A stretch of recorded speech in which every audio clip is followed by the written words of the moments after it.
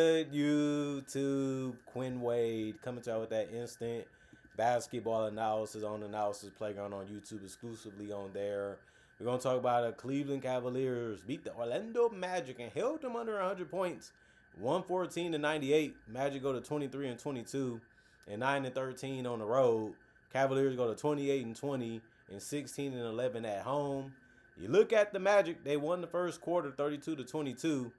Cavaliers won the second quarter 39-24, in the third quarter 30-25, in the fourth quarter 23-17. They was able to figure out what was needed to be done. They made the changes, they made the adjustments, and they was able to stay ahead and finish the game off with the win. Paulo Benquero, 40 minutes for him, the most on the team. 37 points, 13-21 from the field, 2 of 5 from 3, 9-13 from the free throw line. 10 boards, so he finished with a double-double. 4 assists, 2 turnovers, 4 offensive rebound, 1 personal foul, and a -14 and plus minus. He's a guy that can get you a bucket basically anywhere on the court when he's at his best and he's feeling it. And he's still a tough cover for anybody in the league. That's why he was the #1 pick, because he's a bucket. And he also helps on the boards, and he also draws a lot of attention. Wendell Carter Jr., 34 minutes, 9 points for him. 4 of 8 from the field, 1 of 4 from 3. He ended up scoring from the three-point line once, and then the rest was in the paint. Also grabbed 7 boards, 1 assist, and no turnovers. He had a block, 3 personal fouls, and was a -13 and plus minus. Desmond Bane, 38 minutes, 19 points, 7 of 17 from the field, 3 of 7 from 3, 2 of 2 from the free throw line, 4 rebounds, no turnovers, a steal in the block, 3 offensive rebounds, 3 personal fouls, and a -17 and plus minus. Did a good job of taking the basket, hitting the perimeter shots. Didn't get the playmaking going in this one, but, he still didn't have a bad night. Jalen Suggs had one, though. 27 minutes. He only had 4 points. He went 2 of 13 from the field and 0 of 5 from 3. His shooting is essential to their success, just like his defense, just like his driving ability. And he didn't have the touch from the perimeter in this game. 5 rebounds, 6 assists, 3 turnovers, 2 steals, and a block. 2 offensive rebounds, 3 personal fouls, and a -6 and plus minus. Anthony Black, 37 minutes, 14 points, 6 of 14 from the field, 2 of 9 from 3. He can score, and he did a good job of it in this game. Just didn't play that great because of the 3-point shooting. If he would have made a couple more, then it would be a different story. 4 rebounds, 5 assists, 2 turnovers, 3 steals, and a block. That was just really good effort defensively. You have to love seeing that from him and the entire team. They always trying to make plays on the ball when they could. And they all stayed out of foul trouble, really, because he only had 3 personal fouls just like the other ones besides Paula, who only had 1. -14 and plus minus for Anthony Black. Mortice Wagner, 12 minutes, 5 points, 2 of 9 from the field, 1 of 3 from the three-point line, 3 rebounds, 1 turnover, 1 offensive rebound, 1 personal foul, and a -5. And plus minus, Jonathan Isaac, 5 minutes. For him, he went scoreless because he didn't take any shots or no free throws. He had 1 rebound, no turnovers, and a block, 1 personal foul, and a -1 and plus minus. Tristan Da Silva, 9 minutes, 5 points for him. He also went 2 of 4 from the field, 1 of 2 from 3. He can do that. You just probably want him to score even more, but he didn't really get that many chances or opportunity to do so. 1 rebound, 1 assist, 1 turnover, 1 steal, 1 block. No personal fouls, -2 and plus minus. Noah Pinda, 14 minutes, 2 points, 1 of 4 from the field, 0 of 1 from 3. 3 boards, 1 assist, 1 turnover, and a steal. 2 offensive rebounds, 3 personal fouls, and a -2 and plus minus. And then Tyus Jones, he's going to try to pass and score when he can.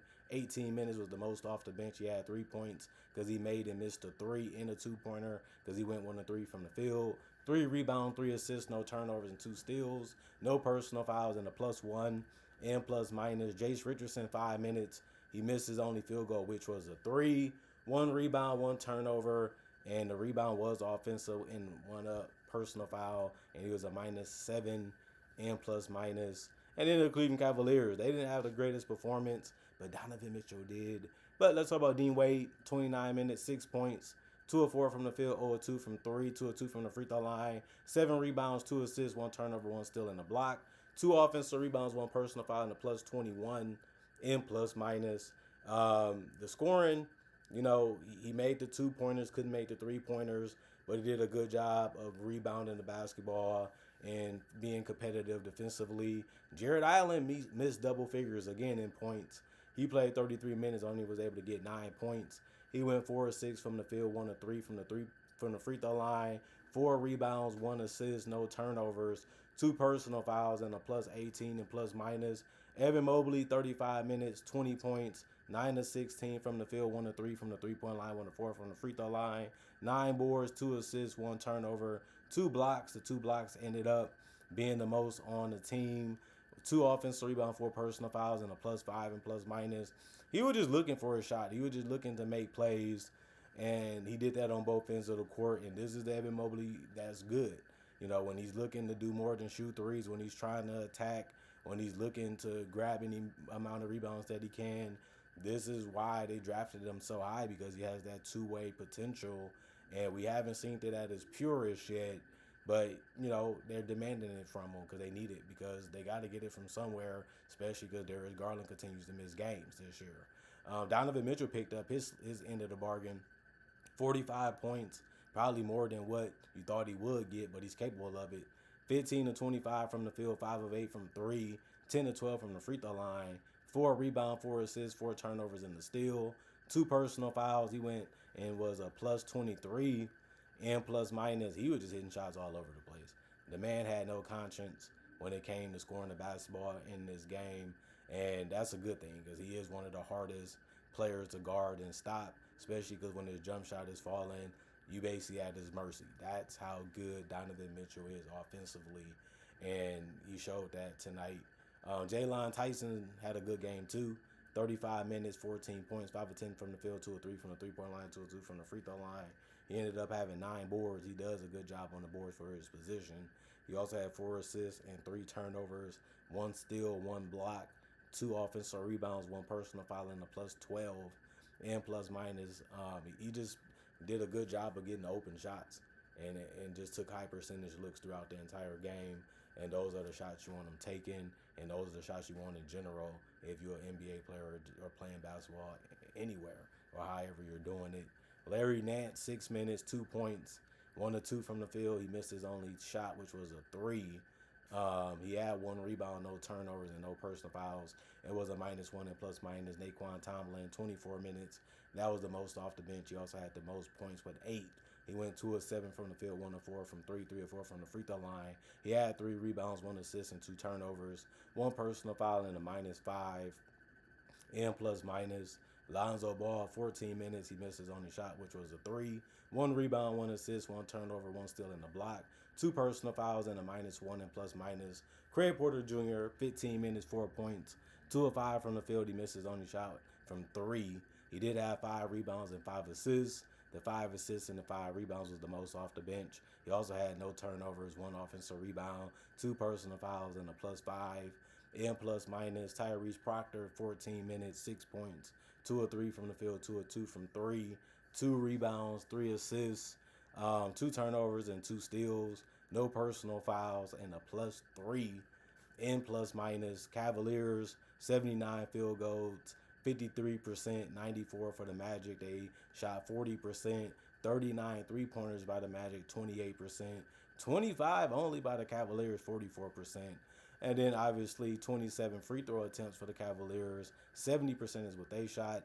And then 15 for the Magic, 73%. And then 45 rebounds total for the Cavaliers, 42 for the Magic, 23 assists for the Cavaliers, 21 for the Magic, 14 turnovers for the Cavaliers, 11 for the Magic, 6 steals for the Cavaliers, 10 for the Magic, 5 blocks for the Cavaliers, 6 for the Magic, 7 offensive rebounds for the Cavaliers, 13 for the Magic, and then 38 defensive rebounds for the Cavaliers, 29 for the Magic, and then 15 personal fouls for the Cavaliers, 19 for the Magic. And then you look at it and say, good game. They really outplayed them. They really went out there and handled their business, didn't play around. It looked like they were serious. It looked like they was locked in and focused. They really wanted to go out there and beat this team, and they played no games to get it done. And then the Magic, they went out there and played hard. It just wasn't enough. Sometimes you just get beat by the better team. All you can do is try your best, give your best, leave it all on the flow. Sometimes it's good enough to win. Sometimes it's not. Some teams just feel that way. Some teams go through that. And at the end of the day, one team got to win, one team got to lose, even if you do your best. Tonight, the Cavaliers played better. They executed better.